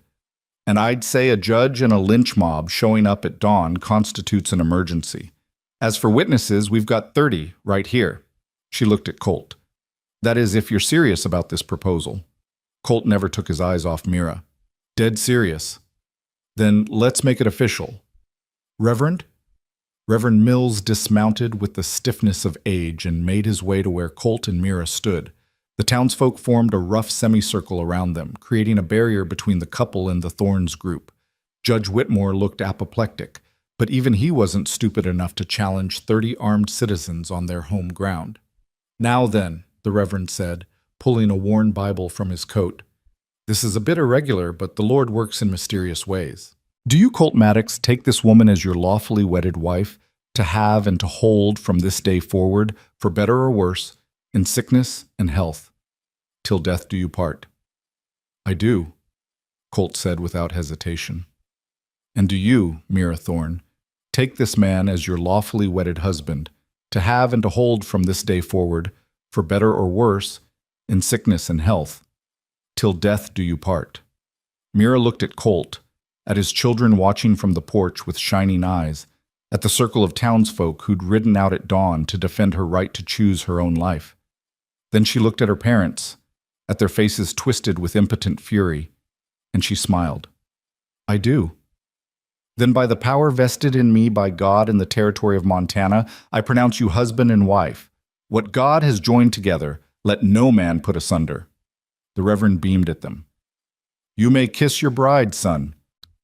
Colt cupped Mira's face in his huge hands, his thumbs gentle on both her smooth cheek and her scarred one, and kissed her like she was air and he'd been drowning. The crowd erupted in applause and cheers, hats thrown in the air, whooping that echoed across the hills. When they finally broke apart, both breathless, Mira was laughing and crying at once. "We're married! We're actually married!" "You're stuck with me now," Colt said, grinning wider than she'd ever seen him smile. "I can live with that." Marcus's voice cut through the celebration like a knife. "This is a farce, a mockery. That marriage isn't legal and we'll have it annulled before—" "Judge Whitmore," Mrs. Chen said sweetly, pulling a folded paper from her saddlebag. "Would you care to explain this document I found in the county clerk's office? The one showing that Colt Maddox did file the proper ownership papers for his auction purchase 3 days after the transaction, dated, stamped, and signed by the clerk himself?" The color drained from Whitmore's face. "That's impossible. I checked the records myself, and you missed it because you were looking under livestock instead of personal contracts. Easy mistake to make. Unless, of course, you weren't really looking at all and just took Marcus's word for it." She smiled, showing teeth, which would suggest collusion between a judge and a plaintiff. "Grounds for disbarment, I believe." Whitmore opened and closed his mouth like a landed fish. Marcus looked between the judge and the crowd, finally understanding that the trap he'd laid had snapped shut on his own leg. "This isn't over," he snarled. "You can't keep her. She's ours by blood." "She's mine by law," Colt said quietly, "and by choice. Her choice, which is the only one that matters. We could contest the marriage. Mental incompetence, coercion, fraud. You could try," Mrs. Chen agreed. "Of course, then we'd have to bring up the real story of how Mira got those scars. Funny thing, I've been doing some asking around. Turns out there were witnesses to that fire 16 years ago. People who remember seeing Marcus Thorne stumbling drunk from the house before it went up. People who remember how convenient it was that his mother died and his 5-year-old daughter got blamed." The silence that followed was absolute. Marcus went white, then red, his hands clenching into fists. "You can't prove anything." "Maybe not, but I can talk. And in a small town, talk is currency." Mrs. Chen's eyes were hard as agates. "You've got 2 choices, Marcus. You can ride away now, accept that your daughter is married and beyond your reach, and maybe people will forget about certain questions regarding that fire. Or you can push this, and I'll make it my personal mission to dig up every piece of dirt on you until the whole territory knows exactly what kind of man you are." Margaret grabbed her husband's arm, her face pinched with fear. "Marcus, let's go. It's not worth it." "But she's gone. She's gone. We lost." Margaret's voice was bitter as wormwood. "Let's go home before we lose more than just her." For a moment it looked like Marcus might charge forward anyway, pride and rage warring with self-preservation. But the circle of armed townsfolk, the storm-damaged ranch behind them, and the calm certainty in Colt's eyes finally broke through his fury. "Fine," he spat. Keep the freak. She was always more trouble than she was worth anyway. But don't come crying to us when you realize what a mistake you've made, Maddox. That face might be just skin, but the rot goes deeper. Get off my land, Colt said, his voice deadly quiet. And if you ever come back, if you ever so much as speak my wife's name, I'll make you regret the day you were born. That's not a threat. It's a promise. Marcus jerked his reins, wheeling his horse around. Margaret followed, and the judge and their hired men fell in behind them like a funeral procession. The entire group rode away in sullen silence, heading back toward Dry Creek and whatever remained of their reputation. The moment they were out of sight, the tension broke. Townsfolk surged forward with congratulations and backslapping, Mrs. Chen pressing a hastily wrapped package into Mira's hands. "Wedding present," she said with a wink. "Best linen in my shop. You're going to need it." Emma launched herself off the porch and into Mira's arms, sobbing happily. "You're really my mother now, really and truly." "If you'll have me," Mira said, holding the girl tight. "Of course I'll have you. I picked you first, remember?" The twins piled on, creating a knot of arms and tears and laughter. Colt stood back and watched his family, his complete family now, legal and whole, and felt something in his chest that had been locked tight since Sarah's death finally ease open. Reverend Mills clapped him on the shoulder. "You did good, son. Real good. Sarah would be proud." "You think so?" "I know so. She always said you needed someone to shake you out of your grief and remind you how to live. Looks like you found her." The celebration continued for hours. Someone produced a fiddle and someone else a jug, and soon there was music and dancing in the muddy yard. Neighbors pitched in to help clear the worst of the storm debris, and by midday the porch had been stabilized and the broken windows boarded up. Through it all, Mira moved in a daze, her hand never far from Colt's. She was married. Actually married. To this man who'd saved her, this man who loved her scars and all, this man whose children had become her children in the space of weeks. As the sun began its descent and the neighbors finally took their leave, the family gathered on what remained of the porch. Emma sat between Mira and Colt. The twins sprawled at their feet, and for a moment they just breathed, letting the magnitude of the day settle over them. "Pa?" Sam said finally. "Does this mean Mira's really staying forever?" "Forever and a day," Colt confirmed. "Good." Ben yawned enormously. "'Cause I like her biscuits better than yours." Despite the exhaustion, they all laughed. Emma leaned her head on Mira's shoulder, and Mira wrapped an arm around her, marveling at how natural it felt. This girl, this brave, fierce, beautiful girl, was her daughter now. These boys were her sons. This man was her husband. She had a family, a real family, not because of blood or obligation, but because of choice. "Thank you," she whispered to Colt as the children began to drift inside, worn out from the excitement. "For what?" "For seeing me. For saving me. For loving me." He pulled her close, tucking her under his arm where she fit like she'd been designed for that exact space. "Thank you for letting me. For trusting me. For giving me a reason to believe in second chances." They sat in comfortable silence as the stars emerged one by one, the same stars that had witnessed her auction, her rescue, her transformation from beast to woman to wife, the same stars that would witness whatever came next. "What do we do now?" Mira asked softly. "Now?" Colt considered. "Now we rebuild the porch, fix the windows, plant a garden come spring, raise these kids to be good people, grow old together." He looked down at her, his eyes soft in the starlight. "Now we live, Mira. We just live." She thought about the girl in the burlap sack, the beast on the platform, the monster locked away for 16 years. Thought about how that girl would never have believed this moment was possible, would never have dared to hope for love or family or simple, ordinary happiness. And she thought about how wrong that girl had been, how much strength she'd had all along, buried under the weight of other people's cruelty. How much capacity for love and joy and fierce protective courage. "I'd like that," she said, leaning into her husband's warmth as the night settled around them like a blessing. "I'd like that very much." Inside the house, Emma was getting the twins ready for bed, her voice carrying through the broken windows as she narrated some elaborate bedtime story involving dragons and knights and a princess who saved herself. The sounds of home, of family, of belonging. Mira closed her eyes and let herself feel it, all of it, the fear and the joy, the pain and the healing, the ending and the beginning. Let herself believe finally, completely, that she deserved this, that she was worth saving, that she was, and always had been, human. Later that night, after the children were asleep and the house had settled into quiet, Colt found Mira in the kitchen. She was washing dishes by lamplight, and something about the domestic simplicity of it, his wife in his kitchen, in their home, made his throat tight. "Leave those," he said softly. "Come with me." He led her outside to where the old burlap sack hung on the line, exactly where he'd left it weeks ago. It swayed gently in the night breeze, a ghost of who she used to be.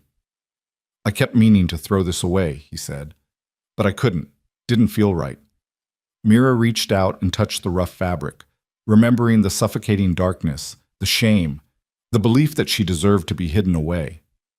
Then she let her hand fall. "I don't need it anymore," she said. "I'm not afraid to be seen." "Then let's put it away properly, not destroyed. That'd be pretending it never happened, but folded up and stored, acknowledged but not defining." Together they took down the sack.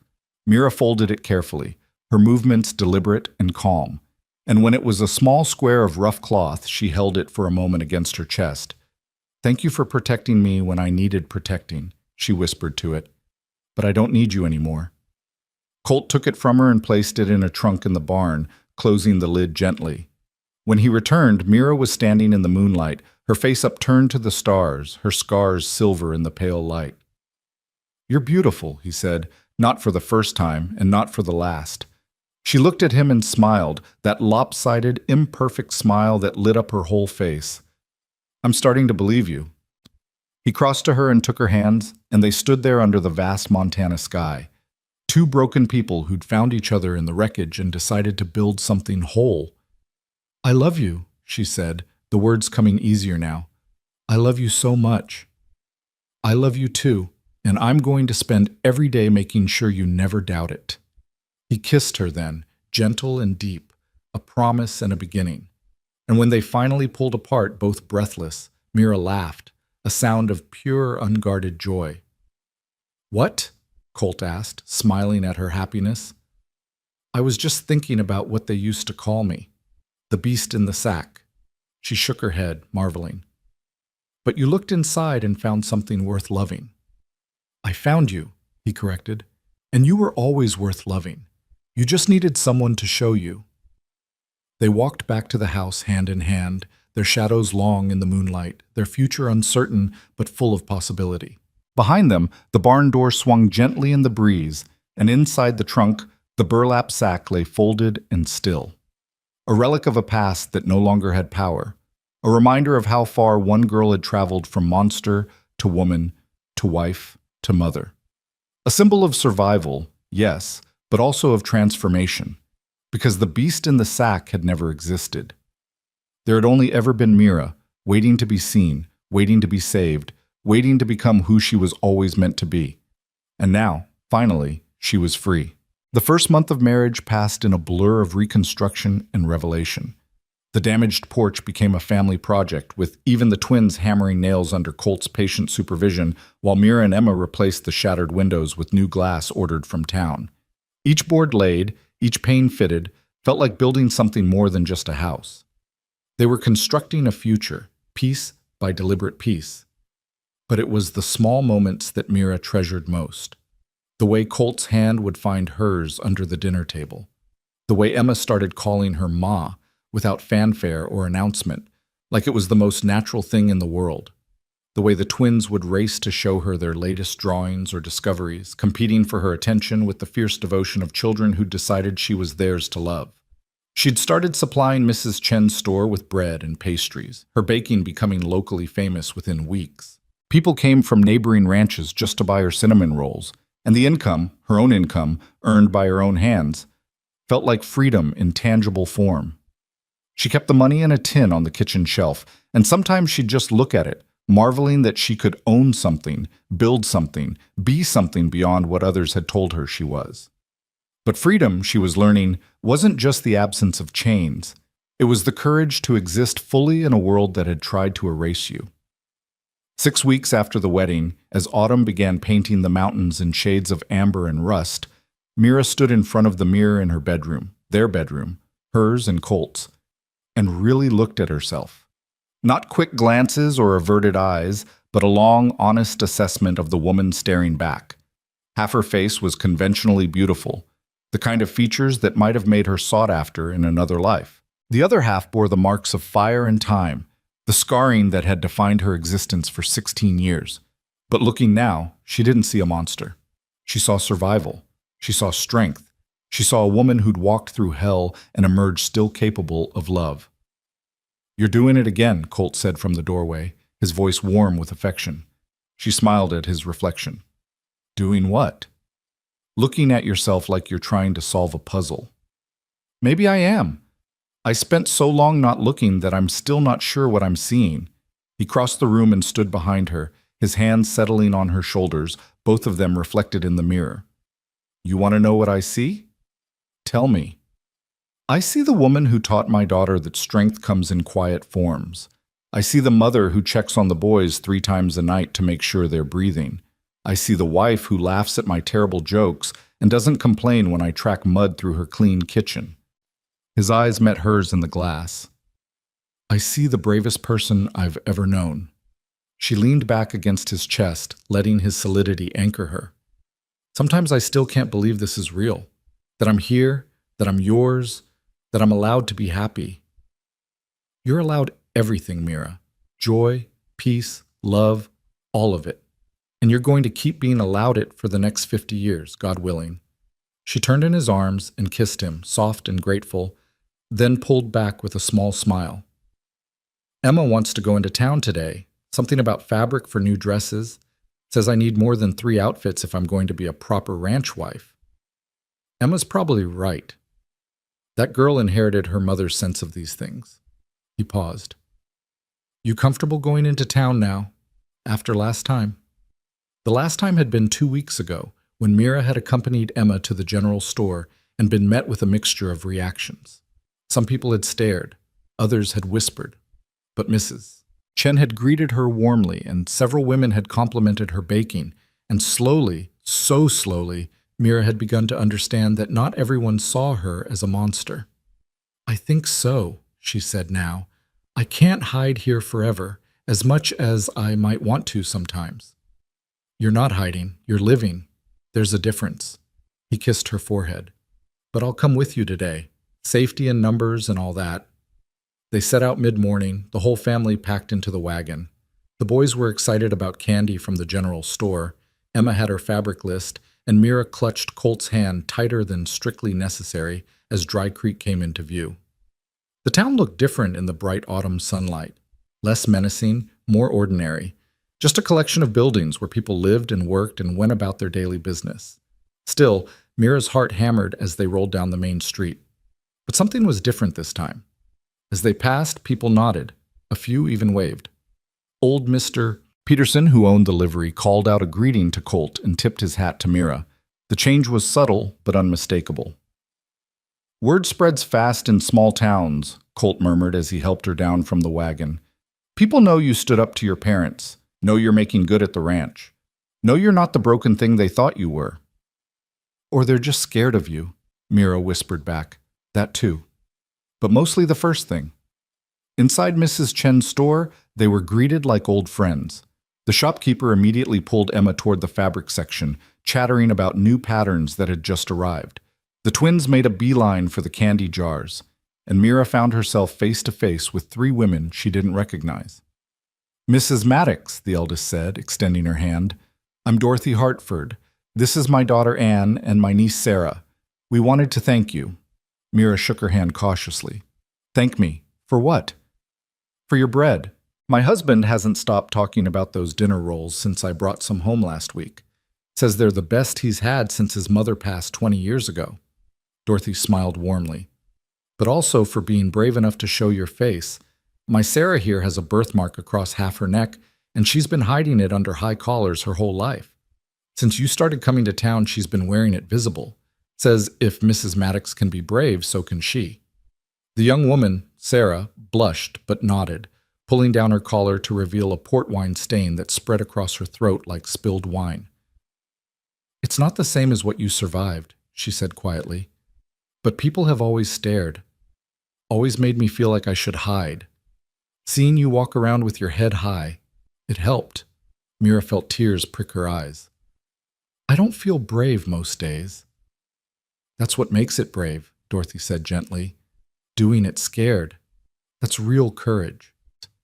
They talked for a few more minutes before the women made their purchases and left. Mira stood there, stunned, until Colt appeared at her elbow with an armload of supplies. You all right? I think I helped someone, just by existing, by not hiding. You've helped a lot of people, darling. You just don't see it yet. The rest of the visit passed without incident. They loaded their supplies, collected the children, and were preparing to leave when a commotion at the far end of the street caught their attention. A young girl, no more than 7 or 8, was crying on the church steps while her mother tried frantically to comfort her. As they drew closer, Mira could see why. The child's dress had caught on something and torn badly, revealing bandages on her arm. I'm sorry, Mama, the girl sobbed. I'm sorry I'm so clumsy. I ruin everything. The mother looked exhausted and worried. It's all right, sweetheart. We'll fix it. We always do. Mira found herself moving toward them before she'd consciously decided to.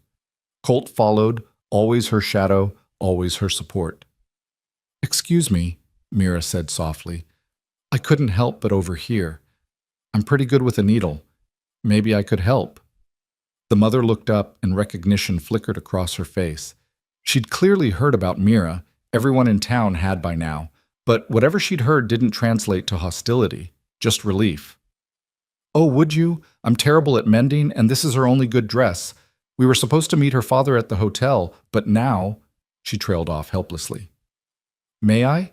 Mira asked the little girl, who was staring at her with wide eyes. The child nodded, and Mira knelt on the steps, examining the tear.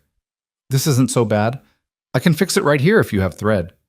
The mother produced a small sewing kit from her bag, and Mira set to work. Her stitches were small and precise, nearly invisible. As she worked, she noticed the little girl staring at her scarred side. Does it hurt? The child asked with the blunt curiosity of youth. Not anymore. It did once, a long time ago. What happened? There was a fire when I was about your age. I got burned. Were you scared? Mira paused, considering the question seriously. Yes, very scared, and I stayed scared for a long time after, but I'm not scared anymore.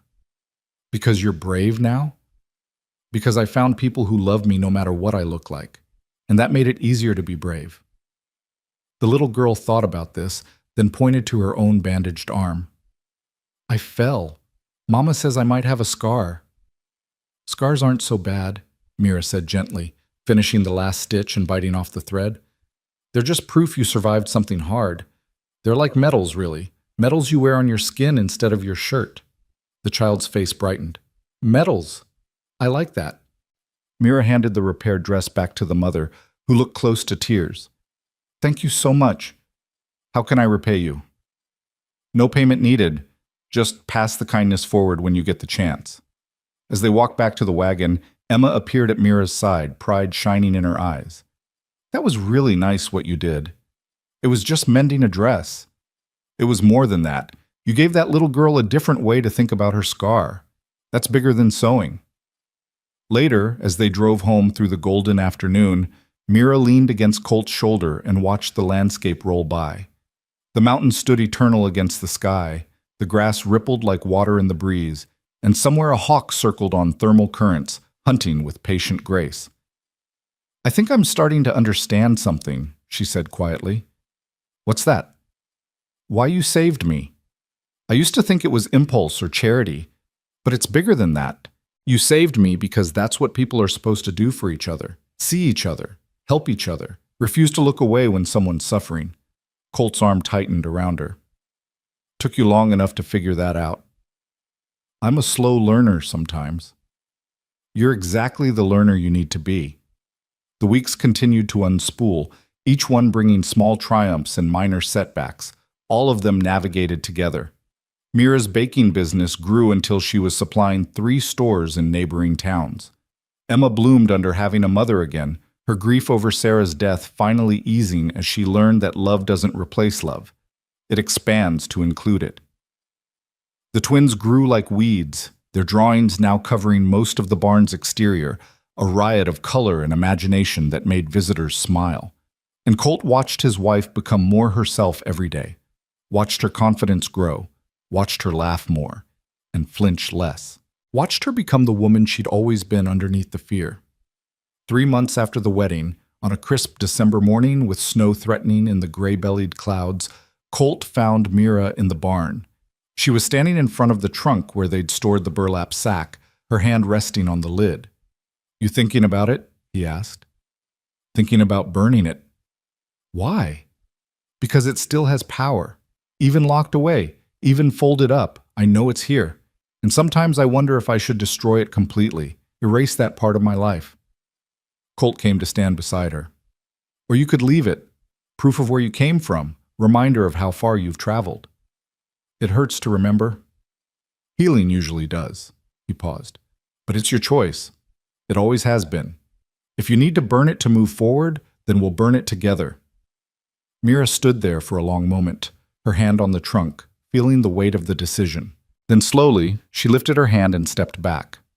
"No," she said finally. "I think I'll leave it.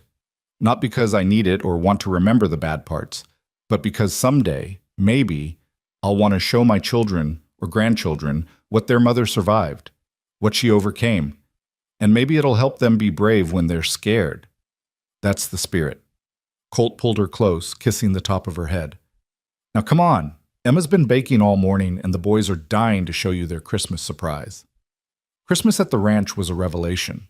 Emma had decorated every surface with pine boughs and holly. The twins had made ornaments from pine cones and string, and on Christmas morning, when they gathered around the small tree Colt had cut from the North Ridge, Mira felt something she'd never experienced before. She felt like she belonged to something larger than herself, something good and warm and permanent.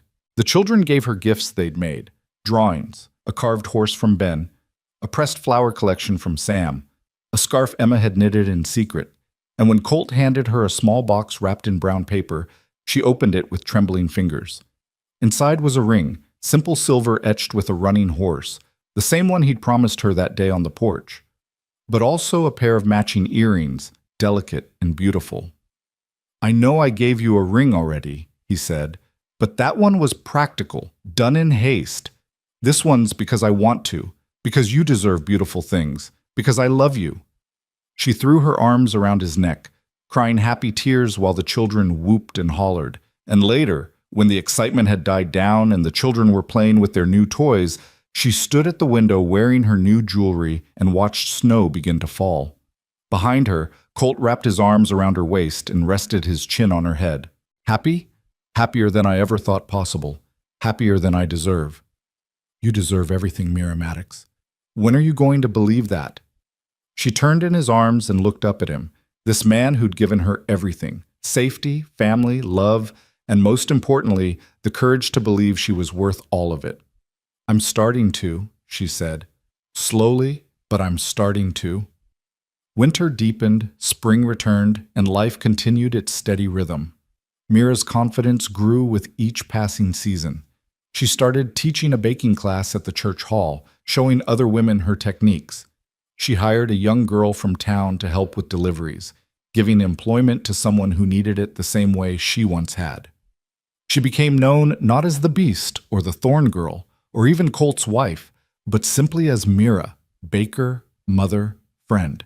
The scars that had once defined her became just another part of her appearance, no more remarkable than her brown hair or her slight build.